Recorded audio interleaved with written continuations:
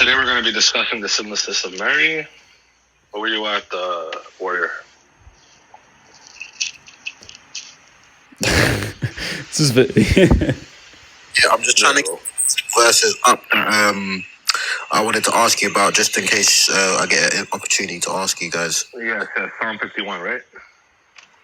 I've got all of them. I've got a screenshot of them. I'm just trying to put it on the screen while I'm. That's fine, brother. Don't worry about it. I'll take care of it. I'll just destroy it quick, and then you'll tell me if I destroyed it or not. Okay. All right, lovely, beautiful. All right, so let's start with establishing the sinlessness of Mary by establishing the sinlessness of Christ. Mm-hmm. Mm-hmm. I'm going to get you, Rock, to open 2 Corinthians chapter 5, verse 21. Okay, chapter 5. Verse 21. All right. For our sake he made him to be sin who knew no sin, so that in him we might become the righteousness of God. So we can easily ascertain here that Christ was sinless, correct? Correct. Go to Hebrews 4, verse 15. Hebrews 4, verse 15. For we do not have a high priest who is unable to sympathize with our weaknesses, but one who in every respect has been tempted as we are, yet without sin. So we're noticing over here again that he's sinless, correct, Christian Warrior? Correct. All right, 1 Peter 2:22. 1 Peter 2, chapter 2, verse 22. 1 Peter. He committed no sin, neither was deceit found in his mouth. Why do we know he's sinless? Go to Luke 1:35.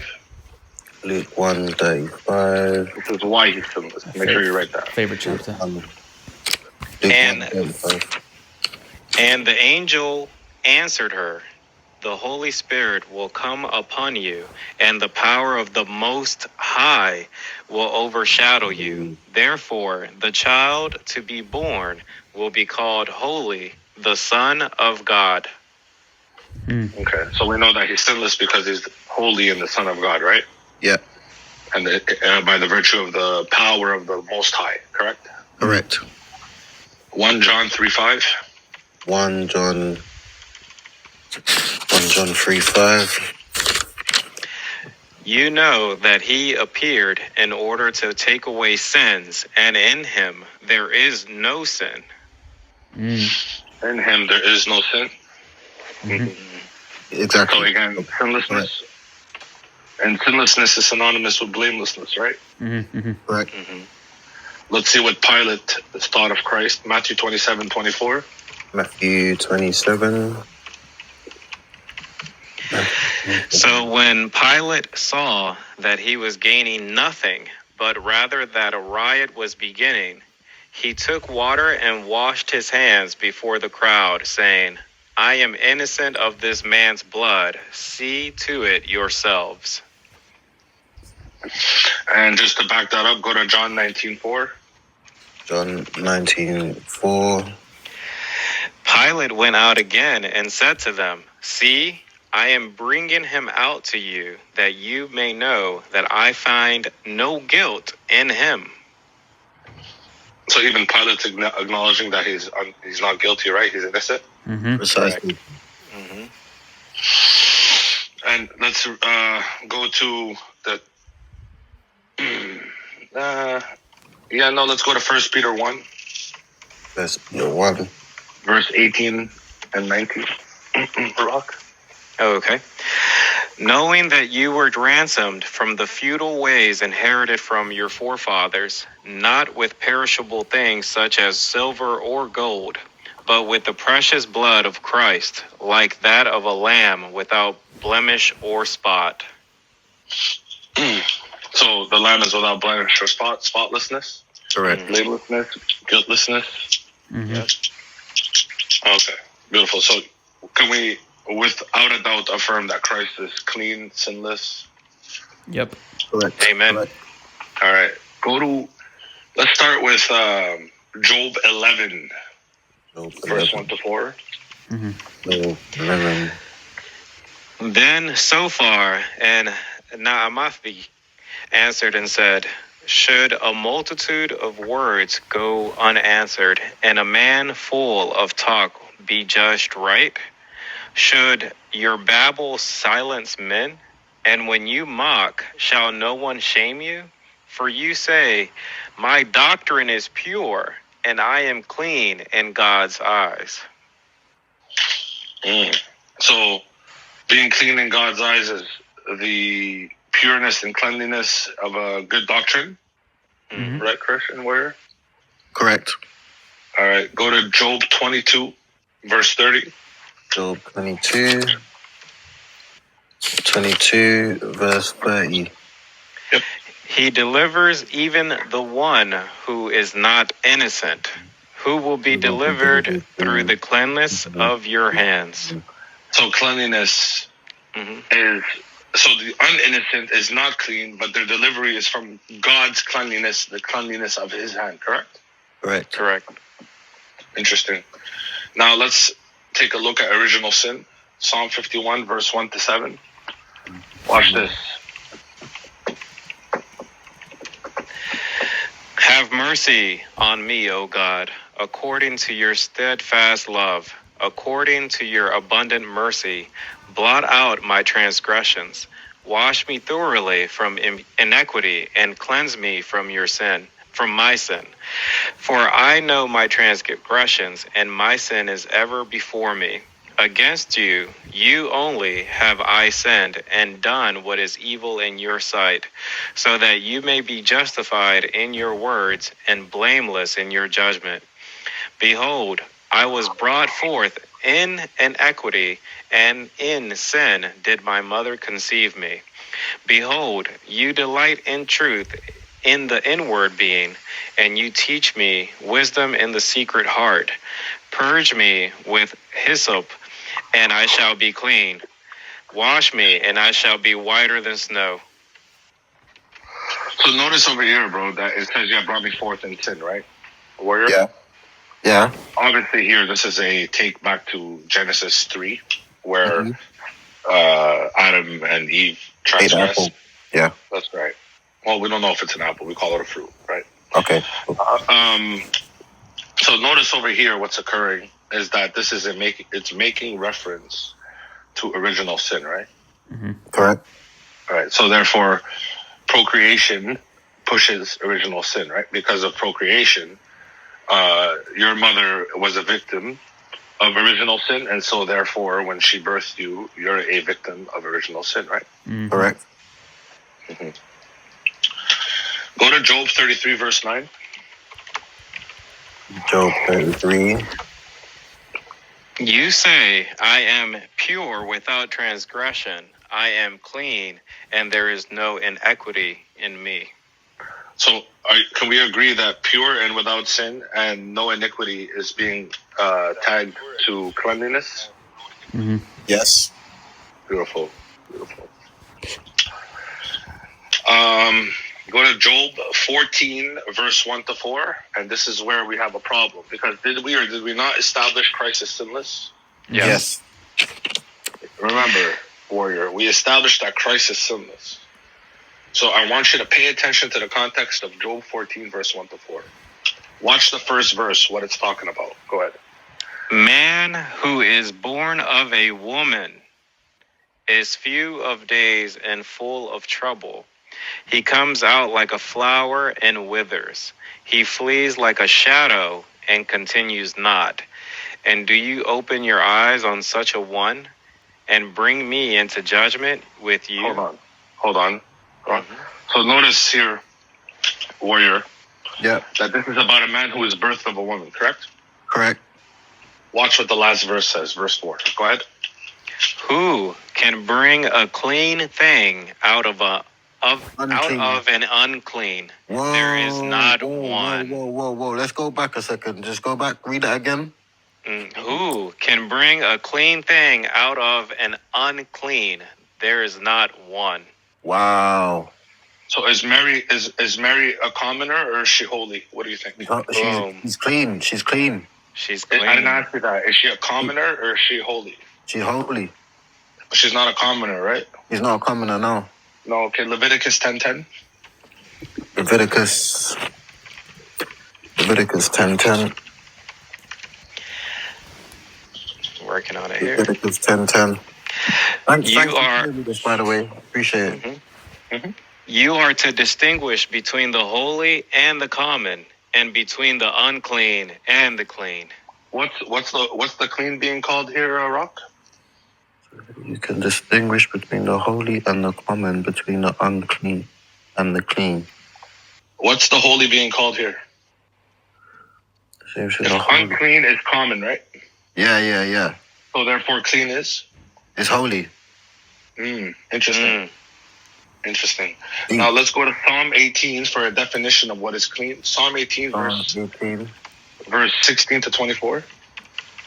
Psalm 18. Psalm 18 what? Psalm 18 what? Verse 16 to 24. 16 to 24. 16 Yes. to 24. Mm-hmm. Okay. Let's see what clean means. Watch this. This is the boom. He sent from on high, he took me. He drew me out of many waters. He rescued me from my strong enemy and from those who hated me. For they were too many or too mighty for me. They confronted me in the day of my calamity, but the Lord was my support. He brought me out into a broad place. He rescued me because he delighted in me. Interesting. Whoa, repeat that last one. He brought me into a broad place. He rescued me because he delighted in me. Continue. The Lord dealt with me according to my righteousness. According to the cleanliness of my hands, he rewarded me. Whoa. So now we're about to learn what the cleanliness of the hands are. Go ahead. For I have kept the ways of the Lord, and I have not wickedly departed from my God. For all his rules were before me, and his statutes I did not put away from me.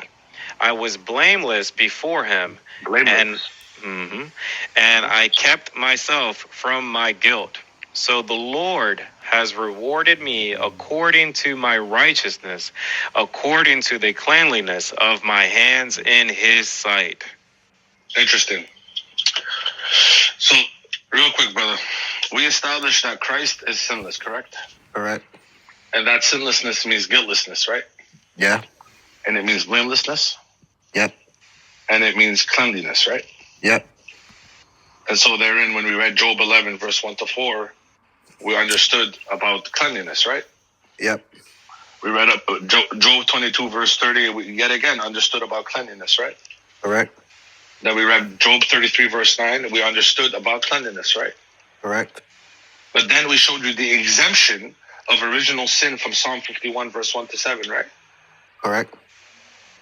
But then we went to Deuteronomy 10:10 between what is common and what is holy, right? Correct. And what is common is called unclean, right? Correct. But what is holy is called clean. Correct. And therefore we went back to Job 14, verse 1 to 4, right? Yep. And then it said in that verse that who can bring forth a clean thing from an unclean? Not a one, right? Correct. And then we defined what is clean from Psalm 18, right? Correct. And in Psalm 18, it showed that being clean is not wickedly departing from God and his statutes, right? Correct. Being without blame, without guilt, without sin. Correct. Interesting. So let me ask you a question. Are you willing to say Mary's unclean? Because that would mean, according to Job 14, that Jesus is unclean. Are you willing to say Jesus is unclean? No. Is it possible that Jesus can be unclean? No, it's not possible. Is the Bible contradictory? No. So if Jesus is clean, therein we understand that who is clean? Mary is clean. The Blessed Mother is clean. And what does it mean? What does it mean if she is clean? She's holy. And what does it mean if she is clean? She's holy. And Jesus is clean. What does it mean if she is clean? She's sinlessness. She has no sin. She's sinless. Yeah, she's sinless. Thank you very much. Holy. Wait a minute. I thought holy meant sinless. What? I thought being holy meant you're sinless. Sure, of course. We just tied the connection between blameless, guiltless, sinless, and holy. Yeah. Well, you can't argue with that. It says it there. Like, I've seen it with my own two eyes now. You can't argue with it. It's there. So you got all the verses, brother? Mm-hmm. Can you? I didn't. You was rapid firing them, bro. I need to write that down. I'll send you a picture, brother. If you have Discord, add me on Discord. I'll send you the whole thing. I know them by heart too, brother. So okay. Okay. So here's another thing: is the Ark of the Covenant holy? Yes. And is it produced by man? God gives instructions to produce the Ark of the Covenant, right? Yes. But it's holy and sinless, correct? Correct. Beautiful. Let's talk about Mary being the new Ark of the Covenant. You ready? Correct. Just because it's going to tie directly into her sinlessness. Mm-hmm. Okay. On one side of your page, Christian Warrior, I want you to write Ark of the Covenant. All right, one second. Yeah.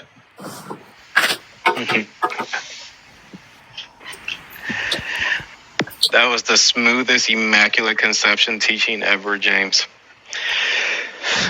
I'm trying to edify the apostolics, bro.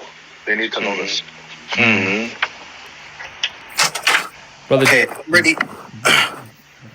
On one side, put the Ark of the Covenant. On the left side, put a column that says Ark of the Covenant. On the other side, put a column that says the Ark of the New Covenant, the Blessed Mother of God. Ark of the Covenant. And on the other side, right, the Ark of the Covenant. New Covenant. And write the Blessed Mother of God. Blessed Mother. Okay, let's go. Okay, on the Ark of the Covenant side. Yeah. Okay, let's establish that the Holy Spirit overshadowed and indwelled the Ark, right? Mm-hmm. And that Ark became the dwelling place of God's presence, right? Okay. Beautiful. Go to Exodus 40. Where you at, Rock? I need you here. I can as well. I'm here. There you go. Okay. Exodus 40, verse 34 to 35. And 35. 40. Yeah. So which side am I writing that on? If you say Exodus, bro, then it's the Ark of the Covenant, not the Ark of the New Covenant, right? You're saying Exodus. Okay, so I'm writing it on the left side, yeah? Yeah. All right, cool. Exodus 40. Put indwelling of God's Spirit or God's presence. Indwelling of God's presence. Of God's presence. Go Exodus 40, verse 34 and 35, Brock. Go ahead, brother. 34. Then the cloud covered the tent of meeting, and the glory of the Lord filled the tabernacle. And Moses was not able to enter the tent of meeting because the cloud settled on it, and the glory of the Lord filled the tabernacle. So we understand here that God's presence is in the tabernacle, right? Yep. Okay. Next to it, on the other side of the page, brother, go to Luke 135, Brock. Luke 135. Mm-hmm. Luke 135.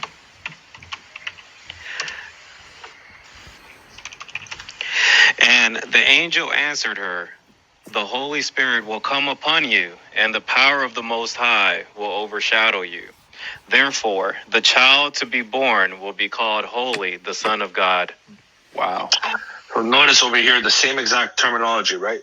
Overshadowed, right? Yeah. Power of God, literally same exact hermeneutics, correct? Correct. Same exact wording, right? That was powerful, James. That one very close too. So we're going to actually double down on this, right? The Ark of the Covenant contained 10 commandments, right, warrior? Yep. A pot of manna and Aaron's rod that came back to life, right? Remember in number 17, it budded almonds? Okay, I need to refamiliarize myself. You don't need to worry about that, right? You don't need to worry about that. Okay. So we're going to go to Deuteronomy 10, verse 3 to 5. Deuteronomy 10, that's 3 to 5. Ark of the Covenant side. 15, 20 minutes. Deuteronomy 10, verse 3 to 5. So I made an ark of acacia wood, and cut two tablets of stone like the first, and went up on the mountain with the two tablets in my hand. And he wrote on the tablets, in the same writing as before, the 10 commandments that the Lord had spoken to you on the mountain out of the midst of the fire on the day of the assembly. And the Lord gave them to me. Then I turned and came down from the mountain and put the tablets in the ark that I had made. And there they are, as the Lord commanded me. Mm-hmm. So I as well want you to go to, still on the left side. I'm going to use a New Testament scripture, but still on the Ark of the Covenant side, okay, warrior? Okay, yep.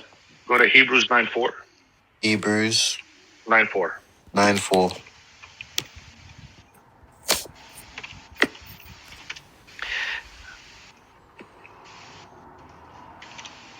Having the golden altar of essence and the ark of the covenant covered on all sides with gold, in which was a golden urn holding the manna, and Aaron's staff that budded, and the tablets of the covenant. Mm-hmm. Now I'm gonna shadow that with Luke 1:35 again. Luke 1:35. Now on the new side, right? Yeah. But I've already put that down there. I'm not But it's putting gonna cover both. On the new side, please. Okay, Luke 1:35. 1:35. Would you like me to read it again? Yeah, James? please. Okay. And the angel answered her. 1:35 and 36. Go ahead. Okay. And the angel answered her, the Holy Spirit will come upon you, and the power of the Most High will overshadow you. Therefore, the child to be born will be called Holy, the Son of God. And behold, your relative Elizabeth, in her old age, has also conceived a son. And this is the 6th month with her who was called barren. Now read the next verse. For no word of God. For nothing will be impossible with God. Okay. With God, right? With God. Interesting. And the ark contained the presence of God, right? According to Exodus 40 and Deuteronomy 10 and Hebrews 9. Correct. So therefore, what they're doing here is they're identifying that the Blessed Mother of God is actually with God. She's the bearer of God, right? God is with her.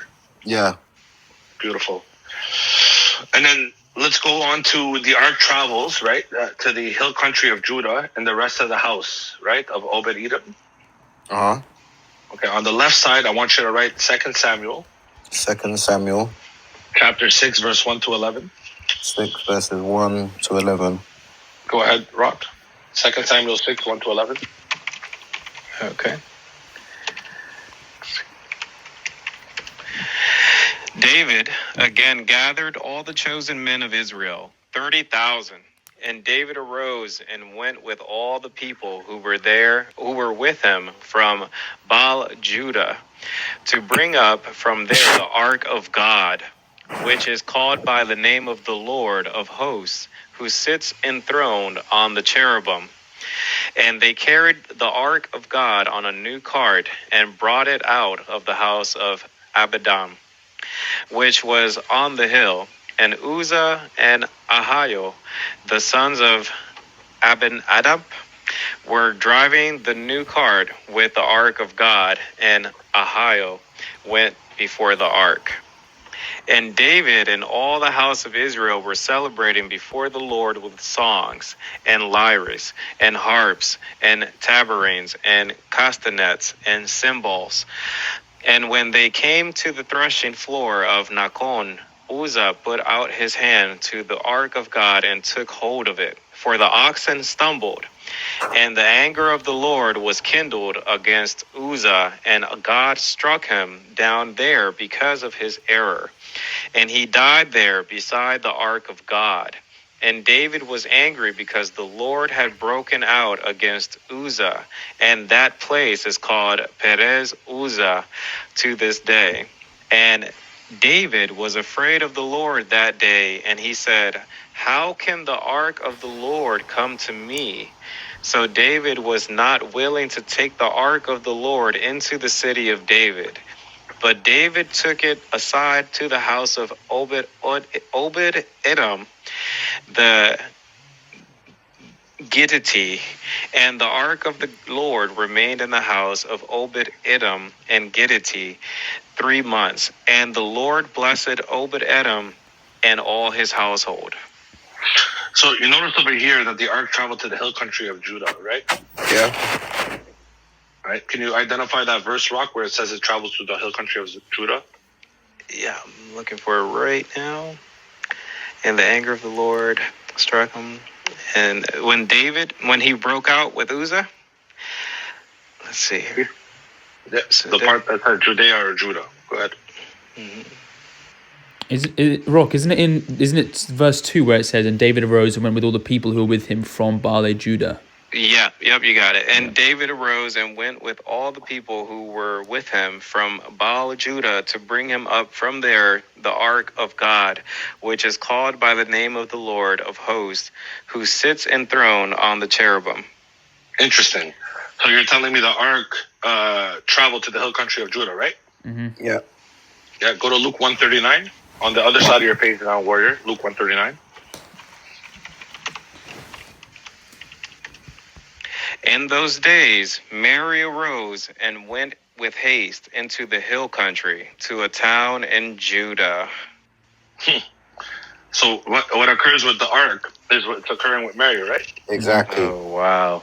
That's Interesting. crazy. So dressed in a priestly garment, King David approached the ark, right? Mm-hmm. Yeah. And he leapt for joy. Uh-huh. 2 Samuel 6:14. 2 Samuel 6:14. And David danced before the Lord with all his might, and David was wearing a linen ephod. Yeah, garment. Okay. So watch this. Are you ready, Warrior? Yeah. Luke 1:43 and 44. Luke 1, 43, 44. Pay attention to verse 44. 33. 43 and 44. 44. Go ahead, Rock. And why is this granted to me, that the mother of my Lord should come to me? For behold, when the sound of your greeting came to my ears, the baby in my womb leaped for joy. Interesting. So what David's leaping for joy, and so is John the Baptist in the womb of Elizabeth? Yeah. Okay. And so David therefore shouted for joy in the presence of God and the Holy Ark, right? Okay, yeah. Go to 2 Samuel 6:15. 2 Samuel 6:15. So David and all the house of Israel brought up the ark of the Lord with shouting and with the sound of the horn. Okay, so the same. So David exclaims, right? Yep. Do you think Elizabeth exclaims? Luke 1:42 on the opposite side. Go ahead. Luke 1:42. And she exclaimed with a loud cry, "Blessed are you among women, and blessed is the fruit of your womb." Amen. Luke 1:42, bro. Luke 1:42. I said Luke 1:42. Yeah, that is Luke. That is Luke 1:42, brother. That's the one. Oh, then you need to. Yeah. So you see how she's exclaiming as well? Yeah. Yep. Okay. Now, do you notice how in verse 43 she says, "Why is it granted unto me that the mother of my Lord should come to me?" Right? Mm-hmm. Okay. Read 2 Samuel 6:9. 2 Samuel 6:9.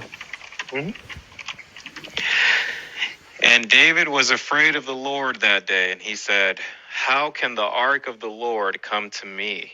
What? Are you serious? Wait, read that again. Same exact hermeneutics.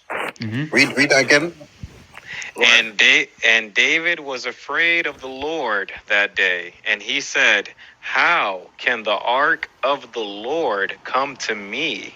Now read Luke 1:43 again. 142 or 143? 1:43. Okay. And why is this granted to me, that the mother of my Lord should come to me? Is that the same exact hermeneutics? Yes. Yes. No. And do you remember in 2 Samuel 6 that the ark remained in the house of Obed-Edom for how long? For 3 months, right? Yeah. Okay, so that's 2 Samuel 6:11, right? Second Samuel. Yeah. 2 Samuel 6:1-11. Yeah. No, 6:11. I want verse 11. Go ahead. And the ark of the Lord remained in the house of Obed-Edom and the Gittite 3 months. And the Lord Go ahead. and the Lord blessed Obed-Edom and all his household. And now go do me a favor. Open Luke 1:56. Watch this. And Mary remained with her about 3 months and returned to her home. Interesting. Wow. Okay. Now, the house of Obed-Edom was blessed, was it not? It was. Because of the presence of the Lord, right? In the ark. Wow. So read 2 Samuel 6:11 again.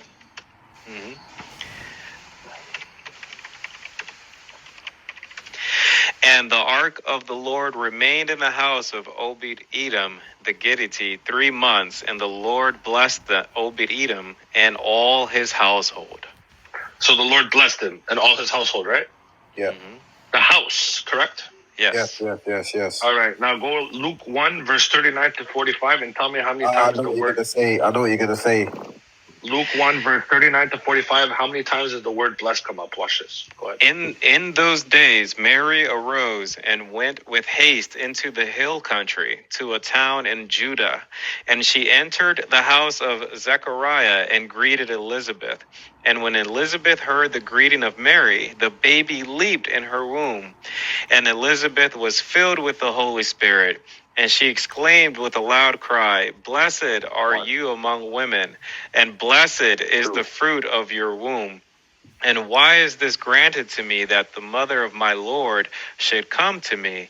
For behold, when the sound of your greeting came to my ears, the baby in my womb leaped for joy.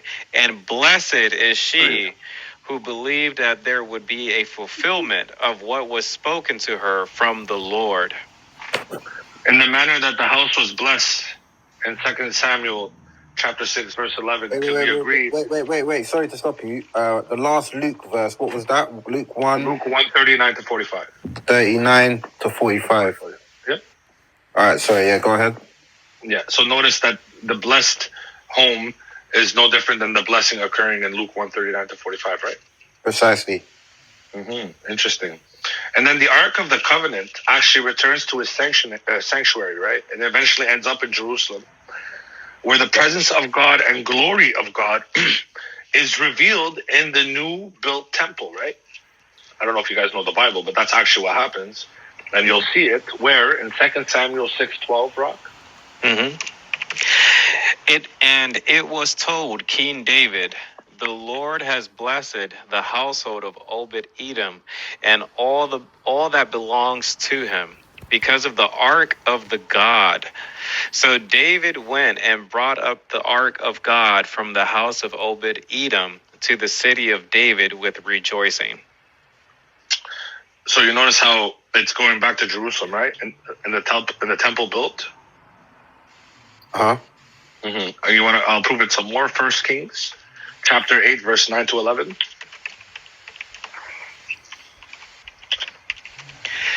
There was nothing in the ark. Sorry. This is on the king side, yeah? This is on the... This is on the old side. Go ahead. On the 1 old Kings side. 8. Yeah. 1 Kings 8, 9-11. 1 Kings 8, 9-11. Yeah, go ahead, Rock.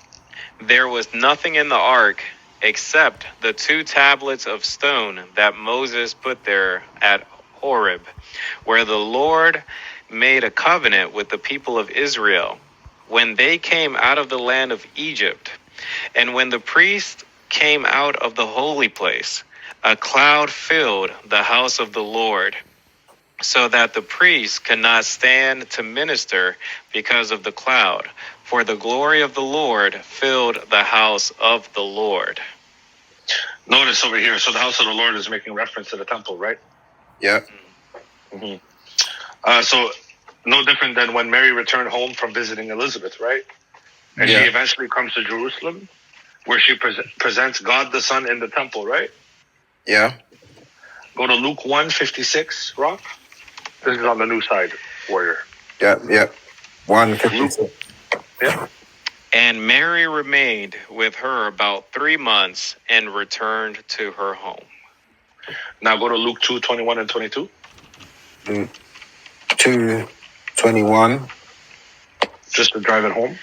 And at the end of 8 days, when he was circumcised, he was called Jesus, the name given by the angel before he was conceived in the womb. And when the time came for their purification, according to the law of Moses, they brought him up to Jerusalem to present him to the Lord.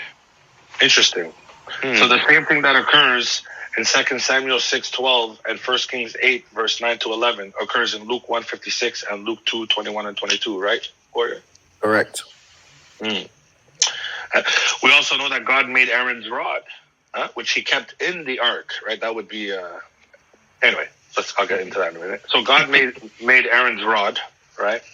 Yeah. And it's kept in the ark, and it returns to life and budded almonds to prove he was legitimate high priest, right? Yeah. I'll prove that to you. Go to Numbers 17, verse 8. Old side. Numbers Old side. Numbers 17, verse 8. 17, verse 8.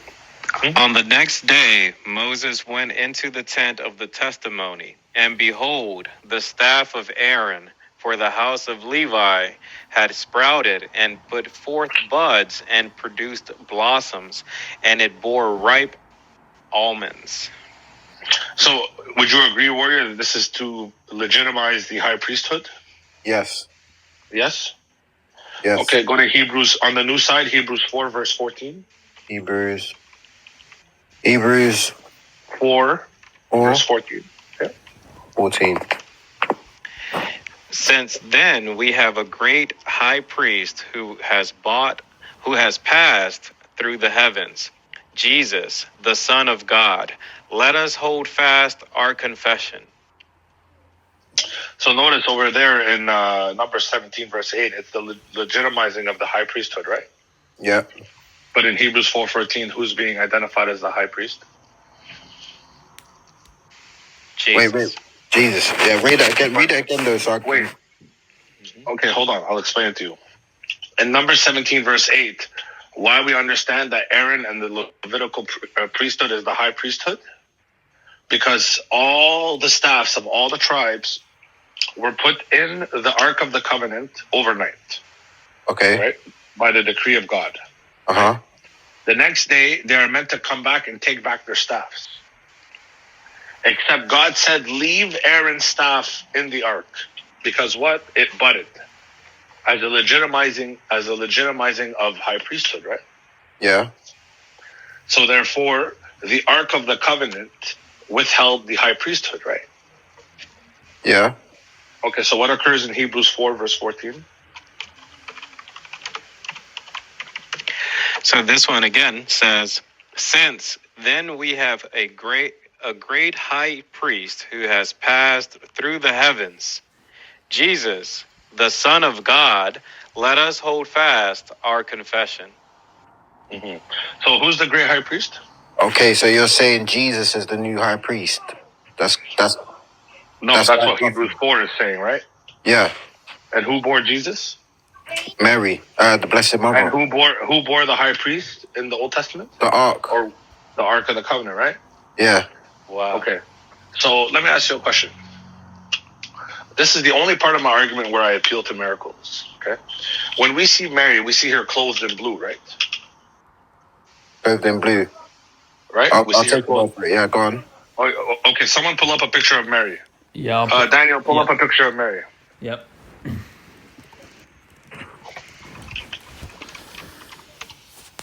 By the way, there's about no less than 2 million Marian apparitions, so no one can say that this is... Yeah. I saw one recently the other day. Look. Right? Okay. Yep. Beautiful. Okay. Now watch this. All right. So in the new side, I would write Marian apparitions blue veil or blue clothing, blue garment. On the new side, Marian blue clothes. Yeah, apparitions, Marian blue clothing. Apparition. Right? Okay. Now, do me a favor. Let's see what covered the Ark of the Covenant. Go to Numbers 4, verse 4 to 6. Oh my days. Numbers what? Numbers 4, verse 4 to 6. 4. Numbers 4, verses 4 to 6. Yes, sir. Go ahead, Rock. This is the service of the sons of Kohath in the tent of meeting, the most holy things. When the camp is to set out, Aaron and his sons shall go in and take down the veil of the screen and cover the ark of the testimony with it. Then they shall put on it a covering of goatskin and spread on top of that a cloth all of blue, and shall put in its poles. What color is the veil that covers the Ark of the Covenant? Blue. Blue, huh? What color is Mary's veil? Blue. And how many millions of Marian apparitions do we have? Many. Very many. Okay. Now, here's the kicker. Are you ready? Yeah, I'm ready. Okay. So, do you know that the codifying and the indexing of the Bible occurs in the councils, right? Meaning, we had the book of Luke, we just didn't have verse numbers on it or chapter numbers, right? Yeah, correct. And the same would apply for the book of Revelation, or also called the book of Apocalypse, right? Correct. Watch this. I'm going to show you something that no one notices, and it's going to blow your mind. Are you ready? I'm ready. Rock. Yes. On the old side, Warrior, on the old side, and this is going to be both New Testament scripture. Are you ready? Yep. On the old side, I want you to give me the last verse of Revelation 11, which would be Revelation 11:19. Revelation 11:19. 11:19. Then God's temple in heaven was opened, and the ark of his covenant was seen within his temple. Now, what was seen within his temple when God's temple opened? The Ark of the Covenant. Okay, keep reading. Sorry, I cut you off, Rock. Go ahead. No problem. There were flashes of lightning, rumblings, peals of thunder, an earthquake, and heavy hail. So notice here, brother, that when God's temple opened in heaven, right, what did we see? The Ark of the Covenant. But we know that there's no separation, there's no codifying, there's no indexing of the Holy Bible before the councils, right? Right. Right. Give me the very first verse of Revelation 12, Rock. Watch this. Yes, sir. It's about to blow your mind. Watch what the Ark of the Covenant is being described as. Are you ready? This is going to blow your mind, dude. Go ahead. And a great sign appeared in heaven, a woman clothed with the sun, with the moon under her feet, and on her head a crown of 12 stars.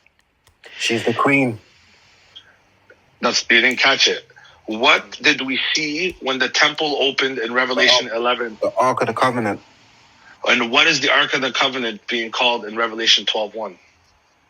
The Blessed Mother. No. Give me the wording, the exact wording. What is the Ark of the Covenant? The woman, right? Yep. A woman. So you know that the Bible wasn't codified, right?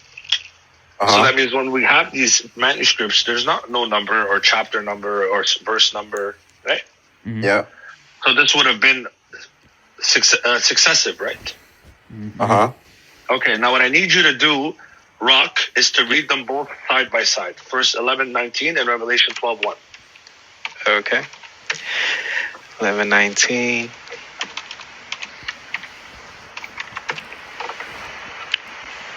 Then God's temple in heaven was opened, and the ark of his covenant was seen within his temple. There were flashes of lightning, rumblings, peals of thunder, an earthquake, and heavy hail. And a great sign appeared in heaven, a woman clothed with the sun, with the moon under her feet, and on her head a crown of 12 stars. So what's the Ark of the Covenant according to St. John the Beloved? A woman with a crown with 12 stars.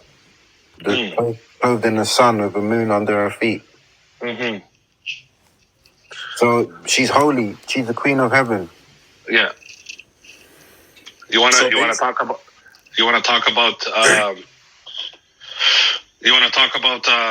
the Queen Mother? How she is the Queen Mother? Yeah, I listened to Sam Shamoon speak about this. Mm-hmm. And if you have Sam, then you have me, because we have the same. I think we have the same exegesis. I don't know. Yeah, but go over it again, so I've got a good grasp on it. You want me to go over it again? Yeah, please. No problem, man. 1 second. All right, let's go. 1 second. All right. I'm going to prove to you through Davidic culture that when one appeals to the king, he also appeals to his mother, the Queen Mother. Exactly, yeah. Okay? So open 1 Kings chapter 15. By the way, before we move forward, Rock, did we agree that the Ark of the Covenant is sinless? Yeah. Did we agree that it's created? Did we agree that the Ark of the Covenant is created? Correct. Does God give instructions to build the Ark of the Covenant, yes or no? Correct. So therefore it's created, right? Correct. Yet and still it's sinless, correct? Correct. And holy, right? Yep. Correct. And we've identified the irrefutable contrast between what is of the Blessed Mother of God and the Ark of the Covenant, correct? Correct. And even by the words of John, the Beloved, John son of Zebedee, John the theologian, who is being identified as the Ark of the Covenant? The Blessed Revelation. Mother. No, give me the exact wording. Give you the exact wording. The woman crowned with the sun, clothed with the sun, with the moon under her feet, wearing a crown of 12 stars, correct? Of 12 stars, yeah. Okay. So let's see why we call Mary the Queen of Heaven. You ready? Yeah, I'm ready. Open 1 Kings 15, verse 13. He also removed Makkah, his mother, from being Queen Mother, because she made an abominable image for Asherah, and Asa cut down her image and burned it to the brook Kidron. Mm-hmm. So over here, not only is the king being removed, but who else is being removed? The mother. No, the queen. I want the Queen Mother. Yeah, the Queen Mother. We're going to fortify that statement by going to 2 Chronicles, chapter 15, verse 16. Chapter 16, you said? Chapter 15, verse 16. Okay. Even Makkah, his mother, the king Asa, removed from being Queen Mother because she had made a detestable image of Asherah. Asa cut down her image, crushed it, and burned it at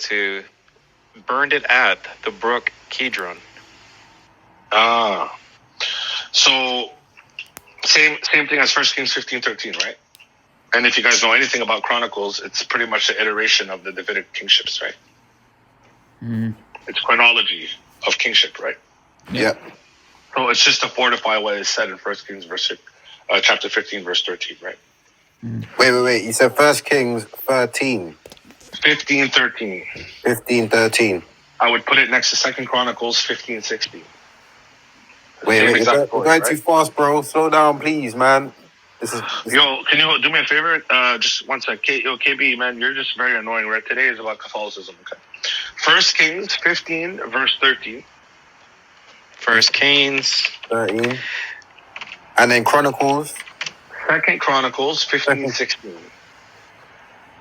15, right? 6. Sorry, man, I'm a bit slow, man. Sorry. That's fine, brother. Don't worry about it.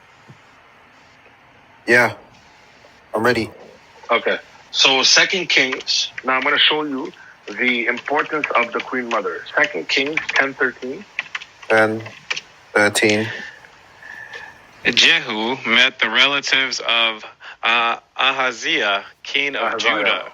Ahaziah, king of Judah, and he said, "Who are you?" And they answered, "We are the relatives of Ahaziah, and we came down to visit the royal princess and the sons of the queen mother." So notice how they're talking about the sons of the queen mother. Why aren't they calling the queen the wife of the king? Warrior. Why is the queen the mother of the king and not the wife of the king? Why is the queen the mother of the king and not the wife of the king? Tell me. Because she's got a higher ranking? Mm-hmm. Very good. Now, I'm going to show you a few other verses. Now, we're going to go to Songs of Solomon. Okay. Yep. Chapter 6, verse 9. Chapter 6, verse 9. Mm-hmm. Now, watch what's said here. Beautiful, actually. My dove, my perfect one, is the only one of her mother. Wait. Whoa. The only one of her mother? Mm-hmm. Wait, go back. I'm like, my brain's trying to catch up with what's going on right now. Go ahead. My dove, my perfect one, is the only one of her mother.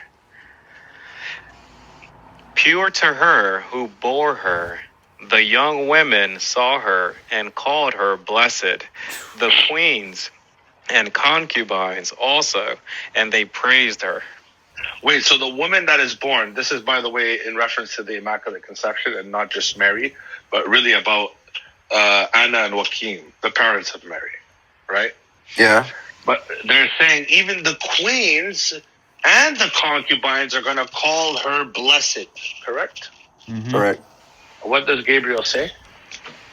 All generations will call you blessed. Blessed. Yes. And do they praise her? Read it again. At the last part of the verse. Okay. The young woman saw her and called her blessed. The queens and concubines also. And they praised her. They praised her? No. They praised her? No way. That's blasphemy, man. So also all the queens and the concubines, all of the Most High, like in that time, called her the high and the blessed. Low. The lowest would be considered the concubine. The highest would be considered the queen. Yep. And even the highest are praising her, right? And the lowest are praising her. Interesting. Cooper, that was Song of Solomon, chapter 6, verse 9. Mm-hmm. Now, why do we have such a veneration and understanding and homage to the Queen Mother? Would you like to know why? Yeah. Go to Isaiah 49, verse 23.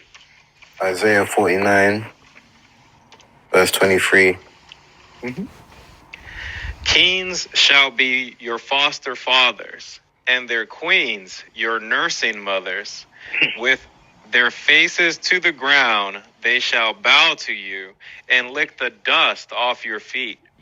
Then you will know that I am the Lord. Those who wait for me shall not be put to shame. Kings shall be your foster fathers, and their queens your nursing mothers. But who did we identify as the queen of the king? The woman, the mother of the king, right? Not the wife of the king, right? Yeah. Interesting. And only then will you know that he is the Lord their God, right? Yeah. And through that you will not be put to shame, correct? Correct. Go to Jeremiah 29, verse 2. Let's see what King Jeconiah. 29, verse 2. Yes, 29, verse 2. Now let's see King Jeconiah. Let's see the order. Look at the order in which they enumerate these people. Watch this. This was after King Jeconiah and the Queen Mother, the eunuchs, the officials of Judah and Jerusalem, the craftsmen and the metal workers had departed from Jerusalem. Who did they put after the king? The Queen Mother. What? Whoa.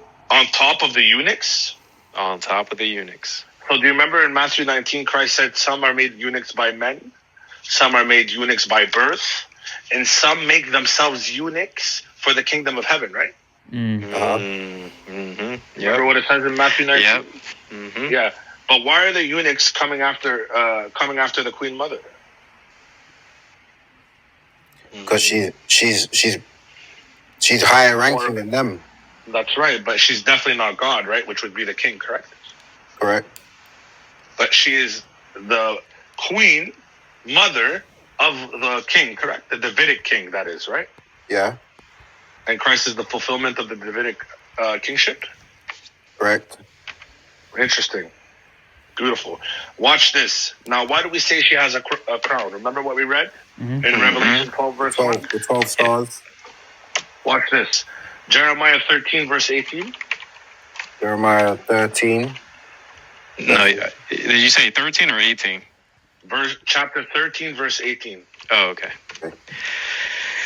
Say to the king and the queen mother, take a lowly seat, for your beautiful crown has come down from your head. Whoa. Is Jeremiah 13 identifying the king and the queen mother with crowns? Mm-hmm. Wait. Hold on. Sorry. Can you read that again, please? Say to the king and the queen mother, take a lowly seat, for your beautiful crown has come down from your head. Mm-hmm. So are we identifying right now that the queen has a crown? Yeah. Warrior? Mm-hmm. Yeah. And the king too, obviously, because the king is God Almighty, correct? Yeah. Mm-hmm. Okay. Now open 1 Kings chapter 2, verse 12 to 22. Now I want you to go slow, okay? And actually wait 15 seconds because I got to go to Mecca. Okay. And you said 12 to 32? 12 to 20. 1 Kings 2, verse 12 to 22. I have to go to Mecca. 1 Kings 2, 12 to 22. So Solomon sat on the throne of David, his father, and in his kingdom was firmly established. I'll give him a second. Give him a second. He's going to Mecca. Yeah, he's going. All hamd to Allah. Oh, man. God bless you, Savage. Thank you. That was a beautiful gift. Thank you.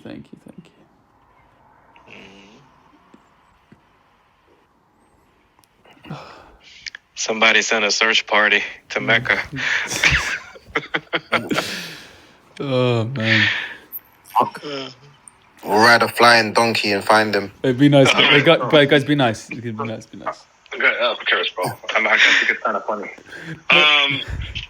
So back to 1 Kings 2, 12 to 22, right? Mm-hmm. Now, do you agree that it's the branch of Jesse? Yes. Which is the kingship of David, correct? The root will spring out from Jesse. Yes, but that's the kingship of David, correct? Yes. Is Solomon the son of David? Yes. Okay, go ahead. So Solomon sat on the throne of David, his father, and his kingdom was firmly established. Then Adonijah, the son of Haggith, came to Bathsheba, the mother of Solomon, and she said, "Do you?" Why is he going to the mother? Mm-hmm. So read the first name. Read the first name. What was the first name you mentioned? Adonijah. Adonijah. Okay, so Adonijah Adonijah here is. All right, listen. Adonijah here is older than Solomon, right? You know that, right?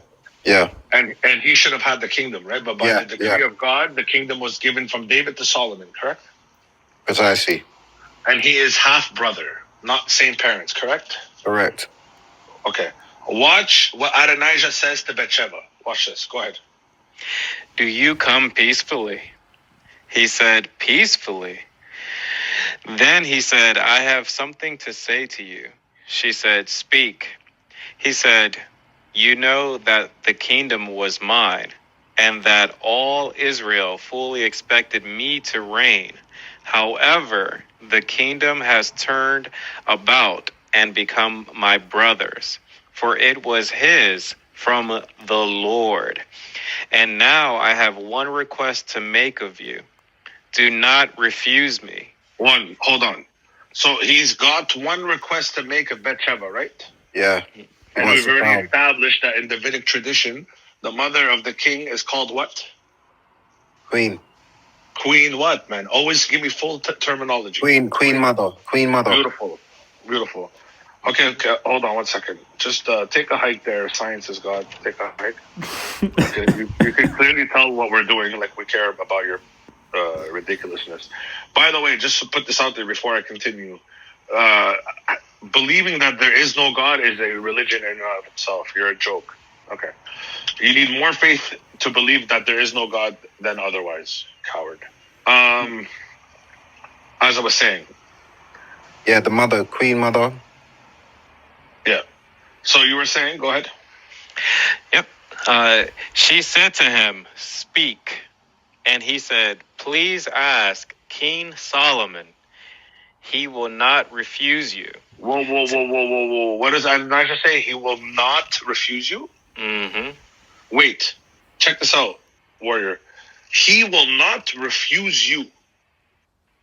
This is the exclamation of Adonijah, correct? Yeah. Watch this. Keep going. To give me, I'm hoping I'm not butchering this, Abishag, the Shunam meat as Shunammite. my wife. Shunammite as woman my from wife. Jerusalem. Mm-hmm. Woman from Jerusalem. A Shunammite woman. Go ahead. I'm going to repeat that one again. Please ask King Solomon, he will not refuse you, to give me Abishag, the Shunammite, as my wife. Bathsheba said, very well, I will speak for you to the king. Wait. So the acknowledgement of Adonijah saying that the king will not refuse her, and she obliges, does she not? She says, well, okay, I got you. I'm going to go talk to the king. Right? Mm-hmm. She Because she's the correct? queen mother. She's the queen mother. She's Watch interceding. So Bathsheba went to King Solomon to speak to him on behalf of Adonijah, and the king rose to meet her and bowed down to her. Whoa. Hold on for a second. Warrior. I'm getting it. I'm with you. King Solomon bowed down to his mother? Not only that, but the king rose. Yes. 1 sec. I love you, Rock. 1 sec. I'm going to give him the Hebrew lexicon on this. Mm-hmm. What word is employed here? What word is employed here, Christian warrior? Do you know what the Hebrew word is employed here? The Hebrew word is employed here. The word here is, by definition, prostration and worship. Did you know that? The word that's employed in the Hebrew is wayishtahu. Wayishtahu. Okay. Wayishtahu means to bow down in worship.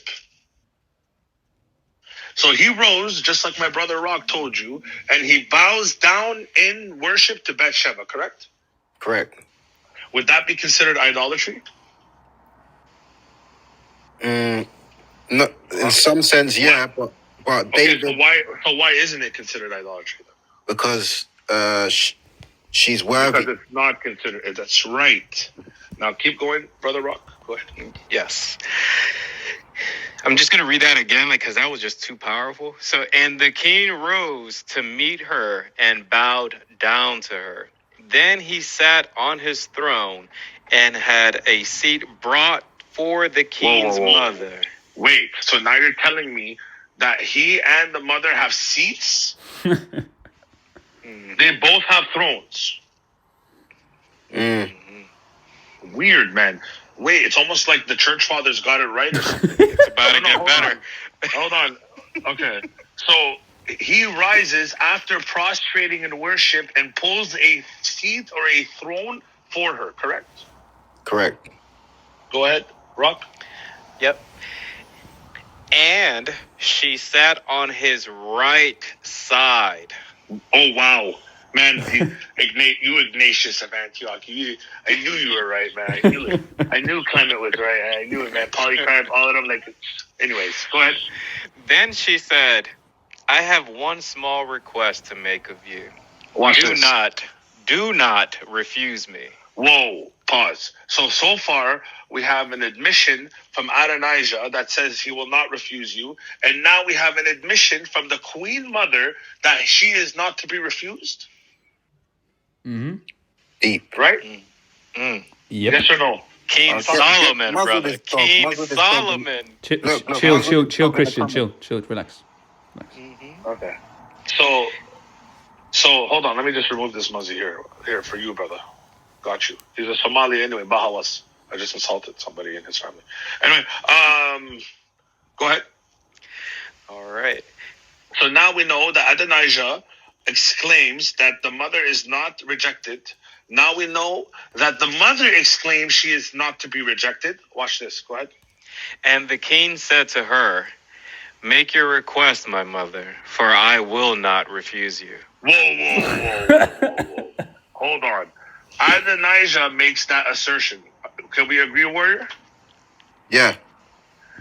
The Queen Mother makes that assertion. Can we agree, warrior? Yeah. And King Solomon himself makes that assertion. Can we agree? Yeah, correct. So every party involved makes that assertion, correct? Correct. Okay, go ahead, Rob. Okay. She said, let Abishag, the Shunammite, be given to Adonijah, your brother, as his wife. King Solomon answered his mother, and why do you ask Abishag, the Shunammite, for Adonijah? Ask for him the kingdom also, for he is my older brother, and on his side are Abiathar, the priest, and Joab, the son of Zeruiah. Sorry for butchering that. Go ahead, bro. Go ahead. So that's where I stopped. That's where you told me to stop there. 22. Read the next verse. Okay.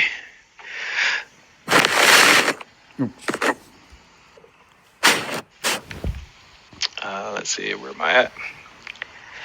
Then King Solomon swore by the Lord, saying, God, do so to me, and more also, if this word does not cost Adonijah his life.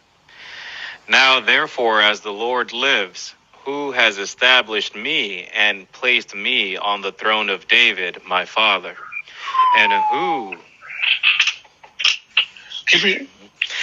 who has made me a house, as he promised, Adonijah shall be put to death today. Mm-hmm. So King Solomon sent Benaiah, the son of Jehoiada, and he struck him down, and he died. Okay. So did he reject Adonijah's claims? Yes or no? No. All right. So now, so far, what did we do? We showed you, right? 1 Kings 15:13. That talks about the Queen Mother, right? Mm-hmm. We showed you 2 Chronicles 15:16. That talks about the same story, which is about Mecca, right? Mm-hmm. Yes. Sorry, Second Chronicles 15:16. Yes, I already gave you all these verses earlier, right? Yeah. And then we went to 2 King 10:13, right? Yeah. And it talks about the Queen Mother, right? Yeah. When Jehu met Ahaziah, the king of Judah, right? Yeah. And then we went to Songs of Solomon 6:9. Yeah. That talks about the parents of Mary and how she will bear a woman who will be called blessed. Remember? Mm-hmm. Yep. And even the concubines and the queens will praise her, correct? Yep. Correct.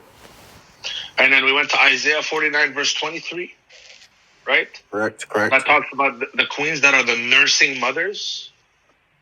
Yep, correct. And then we went and we showed you the hierarchy in Jeremiah 29, verse 2, that after King Jeconiah, who comes? The Queen Mother, right? Yep, correct. But then we went to Jeremiah 13, verse 18 to show you that the Queen Mother has a crown, right? Correct. Take a lowly seat, for your beautiful crown has come down from your head. And this is an address to both the king and the Queen Mother, right? Correct.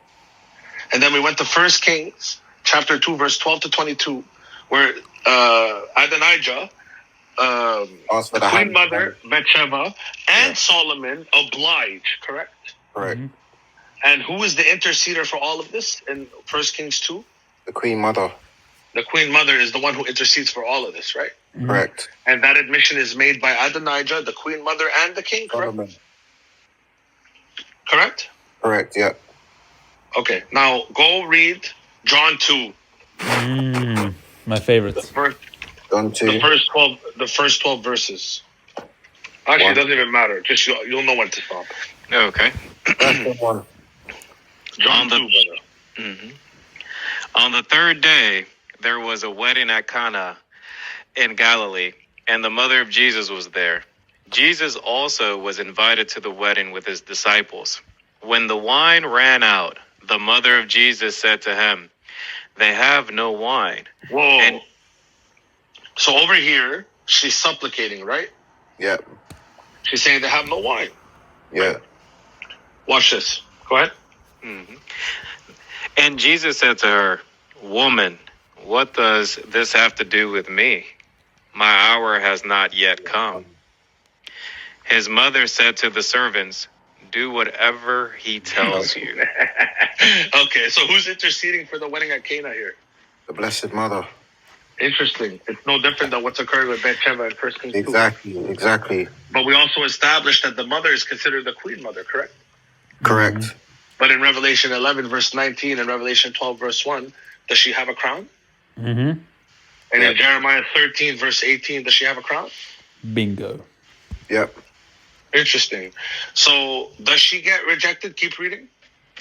Now there were 6 stone water jars there for the Jewish rites of purification, each holding 20 or 30 gallons.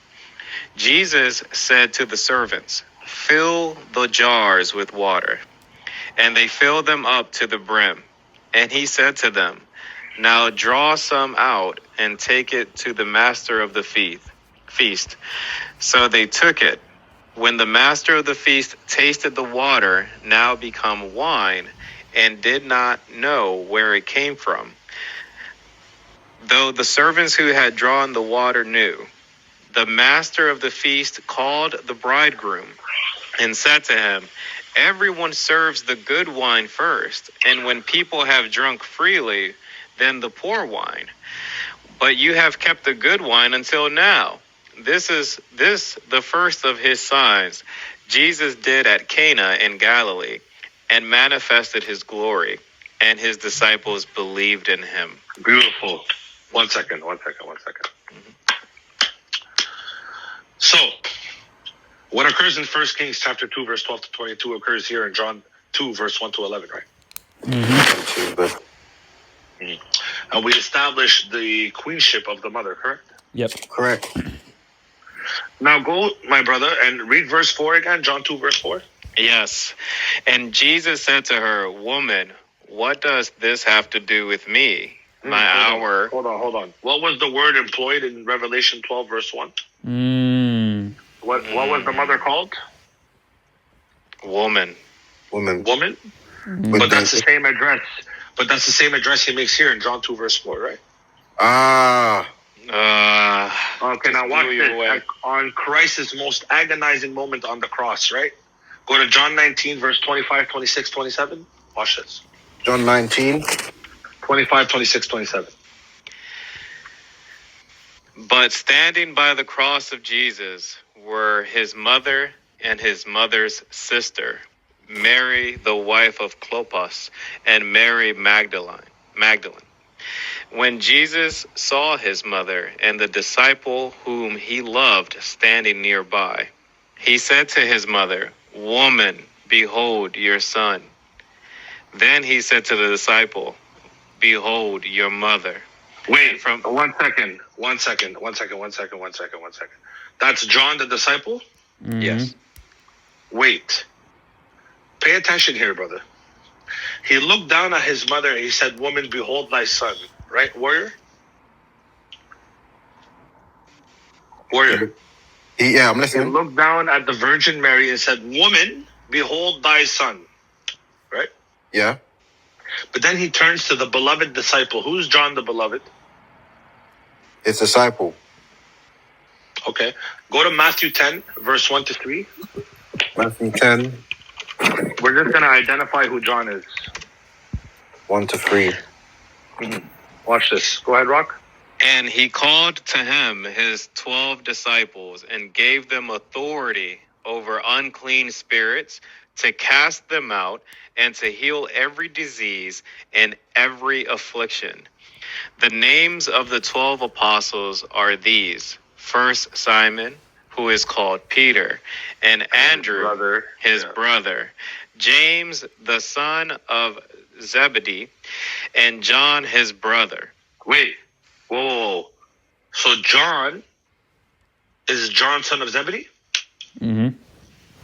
So very clearly, according to Matthew 10, where there's no relation, right? Between him and John and James? Correct. So why on the cross, when he looks down at the Blessed Virgin Mary, it says, "Woman, behold thy son." And then he looks to the beloved disciple. He says to him, "Behold thy mother." Why? Why is he proclaiming to someone who isn't related to him, and he says to her, "Behold thy mother"? Why? Because she's our mother. Because she's she's our mother. So notice over here, from John 2 to John 19 to Revelation 12, it makes reference to the woman, right? Yeah. All right, go to Genesis 3:15. I love this one. Watch this. When he calls her woman, what is he doing? And he's calling her woman. What is he doing? Watch, you'll see. I will put enmity between you and the woman, and between your offspring and her offspring. He shall bruise your head, and you shall bruise his heel. Wait. He didn't say Adam. Verse is this? No. Genesis 3:15. So let me show you something. 1 second. Are you ready? Yeah. Okay. This is the condemnation of the devil from God, right? God is condemning the devil, right? He just deceived even Adam, correct? Mm-hmm. Correct. So now God is saying, he's condemning him, right? Yeah. It's going to be between your offspring, oh you devil, and her offspring, right? I know where you're going with this. Now, why in John 19 is John the son of Zebedee being told that the mother is the Virgin Mary is his mother? Why? Because John, son of Zebedee, becomes her offspring, right? Mm-hmm. Yeah. By the virtue of the David's kingship, right? Mm-hmm. Remember the Queen Mother? Okay. Okay. Now I'm going to read for you Targum. You know what a Targum is? No, but go on. Beautiful. So a Targum, this is Targum Neofiti. Okay. So in Nehemiah chapter 8, the Ezra and his congregation of rabbis were realizing that the Hebrew language was dissipating. Okay? Yeah. So what they needed to do was they needed to transcribe or translate what they understood in Hebrew to the Aramaic language, right? Yeah. And this is how we got the Targums. The Targums are the Hebrew Bible that are translated and interpolated in the Aramaic language, right? Yeah. So would you be interested to hear what it says in the Targums for Genesis 3, verse 15? Go ahead. So reread Genesis 3, verse 15, Rock. I got you. Yep. Let me go back to it. Sorry. And this is where all the Protestants begin to shake and quiver because they can't explain this. And before I read that, James, can I give people the definition of enmity? Sure. Yep. Okay. So this is God basically saying this to Satan, right? I will put enmity between thee and the woman, between thy seed and her seed. So just it's deep-rooted hatred between the serpent and the woman. Mm-hmm. So, I will put enmity between you and the woman, and between your offspring and her offspring. He shall bruise your head, and you shall bruise his heel. Now let's see what we can go Targum Jonathan Onkelos or Neophiti, but I'm gonna go to Neophiti because I love Neophiti. Plus the Catholic Church preserved it. According to various scholars, this is 2,400 years old, 400 years before the Word took flesh.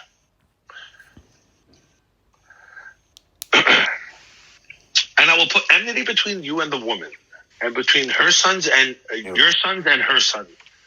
Are you ready? Yeah. And it will come about that when her sons observe the law and do the commandments, they will aim at you and smite you on your head and unalive you. Right? Yeah. But when they forsake the commandments of the law, you will aim and bite him on his heel and make him ill. For her sons, however, there will be a remedy. I wonder what this remedy is. In other translations, they have it as there will be a medicine. Okay? Doesn't matter. For her sons, however, there will be a remedy. But for you, O serpent, there will not be a remedy. Watch this. Are you ready? Here's the kicker. Since they are to make appeasement in the end, in the day of King Messiah. This is what the Aramaic Targums translated Genesis 3:15 to. They understood that the woman would give birth to the King Messiah. So which woman gave birth to the King Messiah? Mary. Yep. There you go.